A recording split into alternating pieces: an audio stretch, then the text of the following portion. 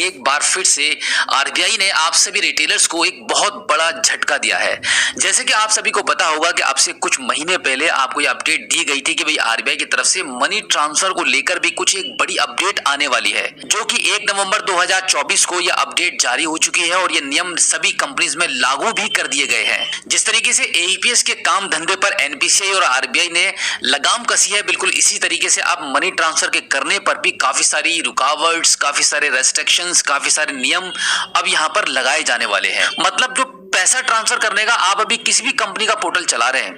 जिस तरीके से आप पैसे को ट्रांसफर कर रहे हैं उसका प्रोसेस वैसा ही रहेगा, बट पैसे को भेजने से पहले आपको क्या क्या करना पड़ेगा वो एक बार आपको समझना काफी जरूरी है। बस यही आरबीआई की तरफ से अपडेट जारी की गई है, जो कि आरबीआई ने क्लियरली ये निर्देश दे दिए हैं कि मार्केट में इंडिया में जितने भी प्राइवेट ऐसी कंपनियां हैं जो मनी ट्रांसफर का पोर्टल चलाती हैं, एईपीएस का पोर्टल चलाती हैं, उन सभी को इस नियम को अपने पोर्टल पर लागू जरूर कराना होगा। और वो ये है कि अब से पहले आप जो मनी ट्रांसफर आप कर रहे थे उसका प्रोसेस ये था कि आप अपने पोर्टल को लॉगिन करके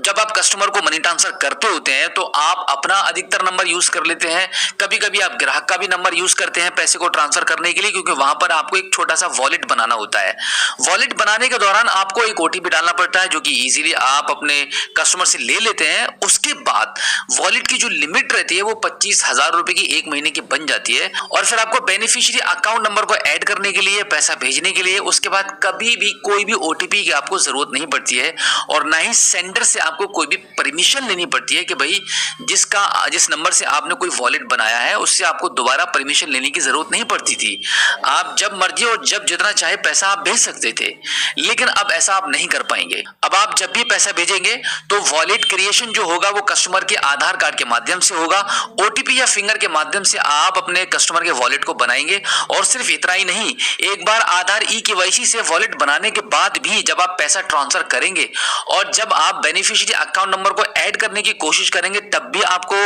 आधार ओटीपी चाहिए होगा। और उसके बाद जब आप पैसा भेजेंगे तब भी वॉलेट पर एक ओटीपी जाएगा और तभी वो पैसा आपका ट्रांसफर हो पाएगा।